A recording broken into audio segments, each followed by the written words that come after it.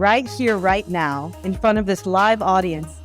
Is there something you want to share with us? I owe my career and my first Lexus to Ayatollah Khomeini and the Iranian Revolution.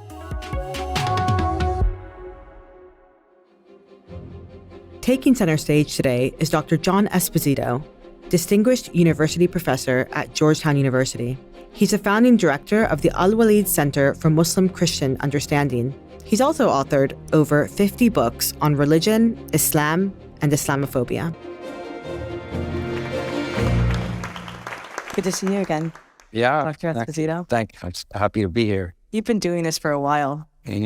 40 plus years. Actually, probably 50, but we don't want to discuss that. Yeah, let's not go there. Yeah, go ahead. You've dedicated your life's work to promoting the understanding of Islam and Muslims. You're so passionate about it. Why? Why have you dedicated all of these years to this work? That was the question that I asked when I was in graduate school. The director of the department said that I should take a course in Islam. And I said, why?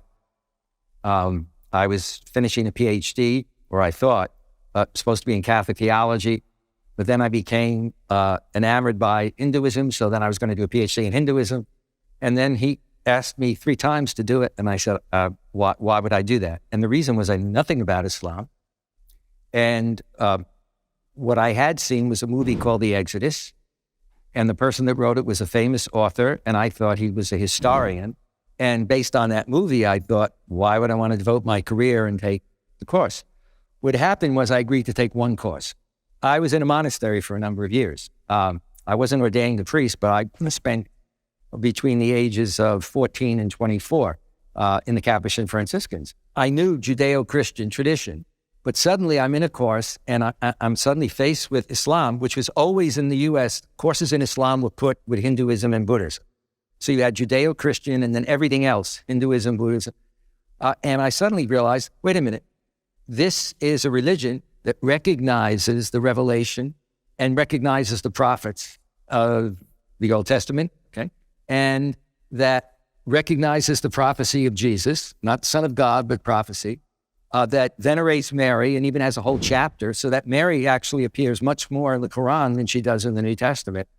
And I looked at the history and I thought, this, at least we should say academically, that we're looking at a Judeo-Christian Islamic tradition. And then from there, it just took off. I mean, there were no jobs, so my colleagues were all right. My colleagues literally said to me, why are you going into that abracadabra field? And others said, you'll never get a job. And I was only hired to teach world religions. And I did not teach Islam until the Iranian Revolution. I was going to say, so... I owe my career and my first Lexus to Ayatollah Khomeini and the Iranian Revolution. Yeah. But it's true. And I think that's the key where my passion came from, was the key that whereas Muslims were in different parts of the world, they were just seen as Egyptians or Lebanese, not very visible in the U.S., very few mosques, etc.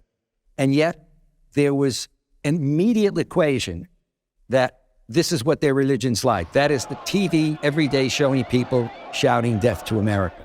And you've also spoken about the turning point in terms of Samuel Huntington's Clash of Civilizations.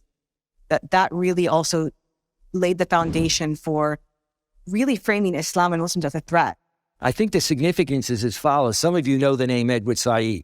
Edward Said, right after the Iranian Revolution, and most people never saw this, in a book that he had called Covering Islam, he talked about in 1981 that there was something happening in America with regard to Islam.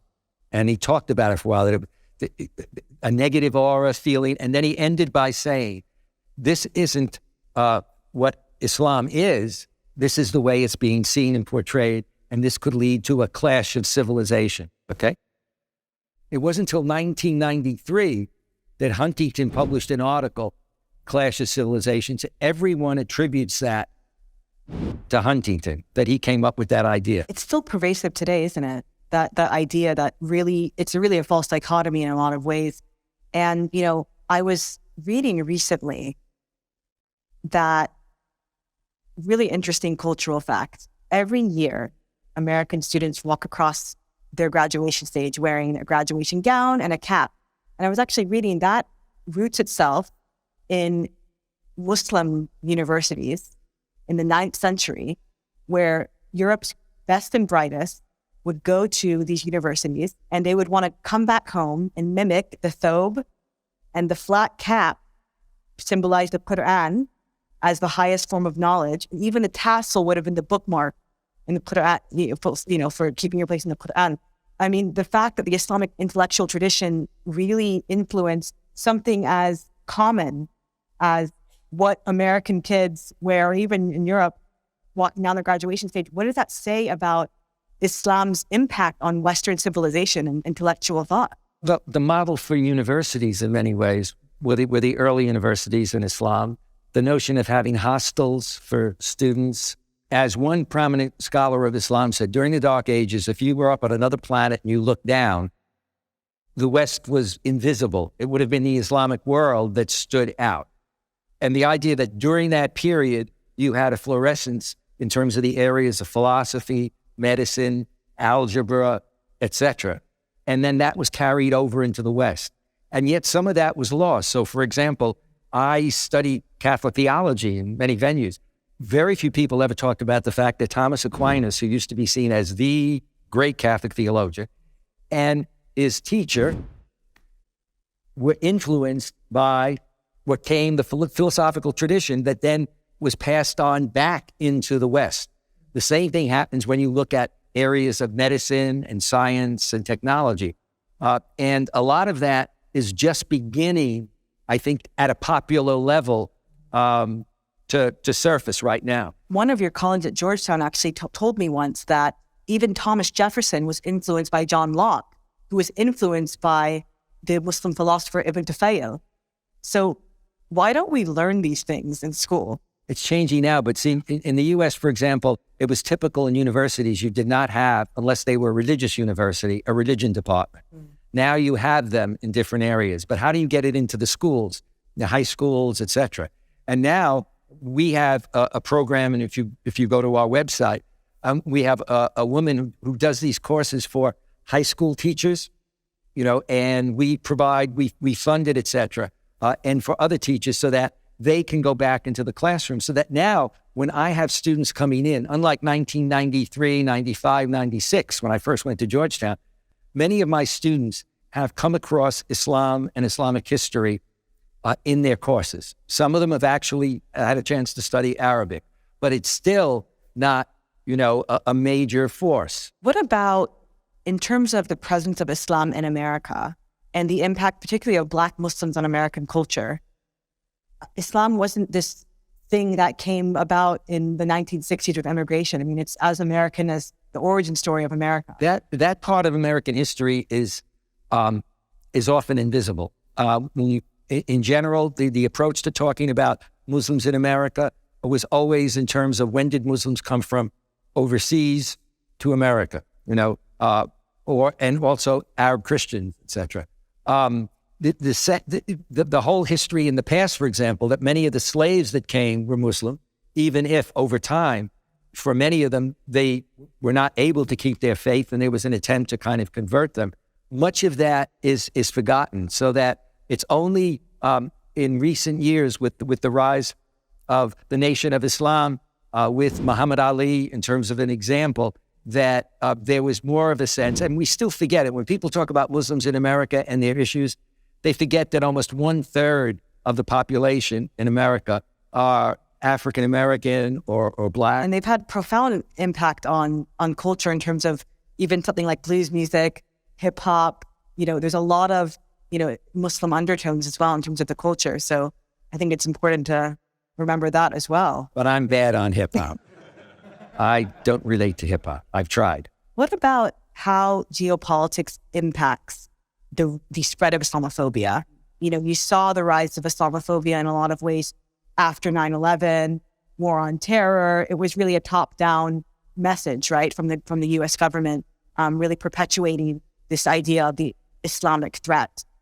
But now we live in a different world where we just had China, broker a deal between Saudi and Iran, as the U.S., has pulled out from Iraq, pulled out from Afghanistan.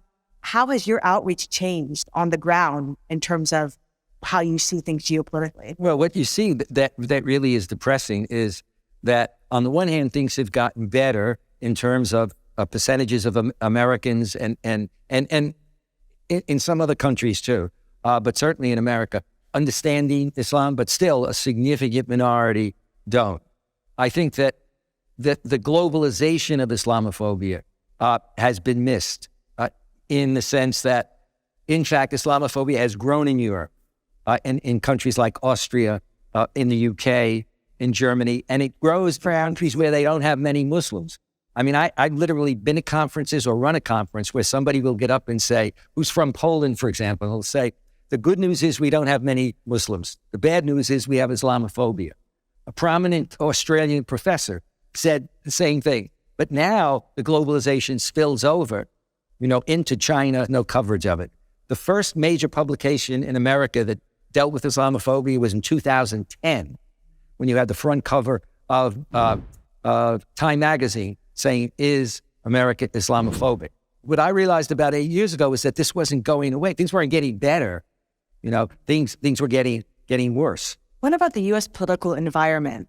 So during the Trump years, you literally had the fringe of the Islamophobia cottage industry in the White House. You had Stephen Miller in the White House.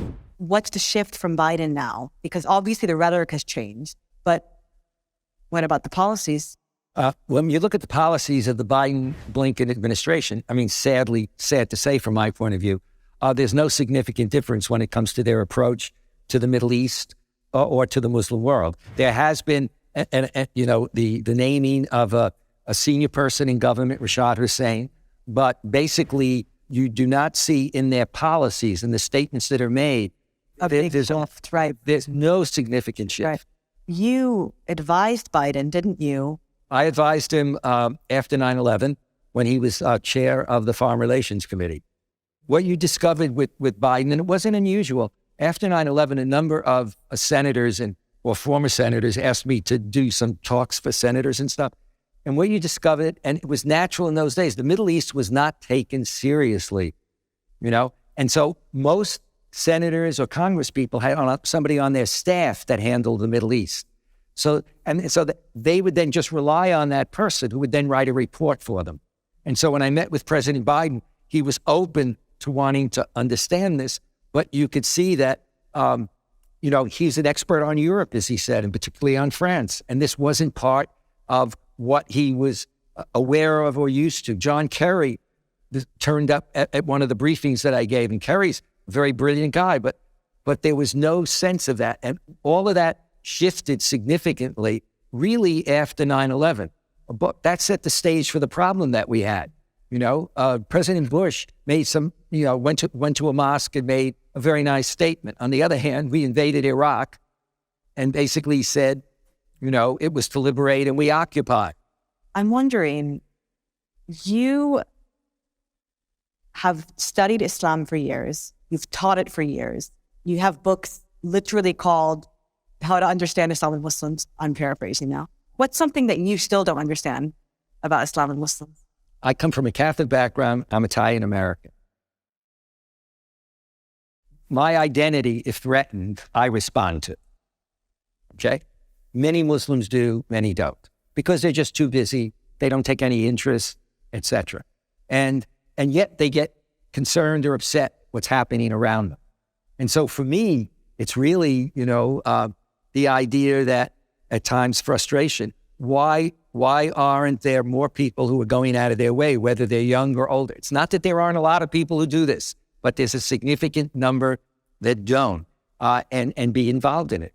I have to ask you, for years, there's been rumors swirling around about... We should have never had breakfast together. Yeah. Exactly.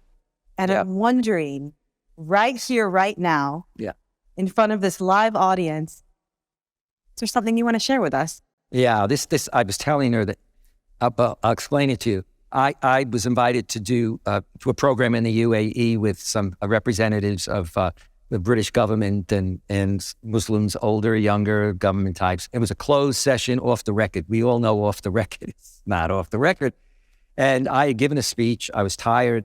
And the last panel, they asked me to give another speech. And I was the last speaker, and I decided I didn't want to do that. So what I did say is I looked into the audience's eyes and I said, I know there's a lot of questions about me in terms of my identity. The question is, the identity is that for many years, people have said that I'm going to come out of the closet at some point and say that I've been a Muslim all along.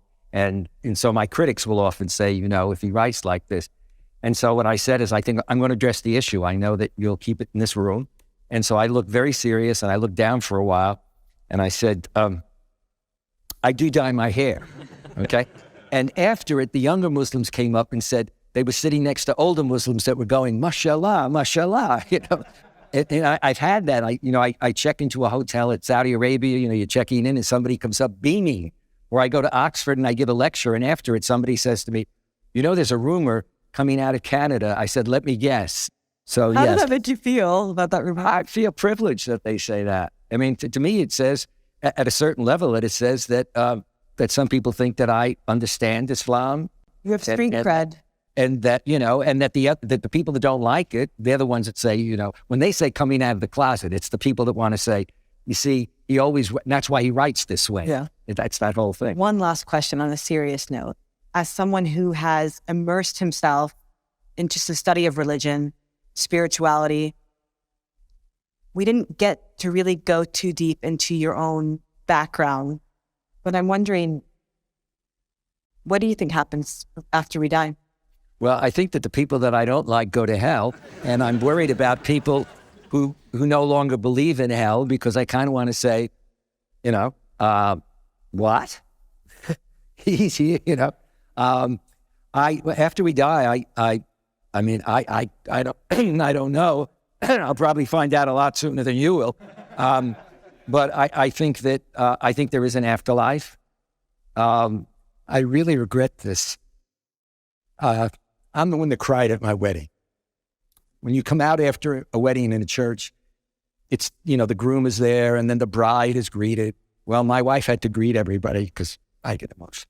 I think that there is an afterlife. And I think that people who lead a good life, whatever their faith or no faith, if they lead a good life, and one sometime can discuss what does that really mean, I think that they will be at peace and they're, it'll be there. And if I get a chance, some night I'll appear to you in the middle of the night and say, hi, I'm calling from upstairs. And I just want to tell you, I was right. I was right. Thank you so much.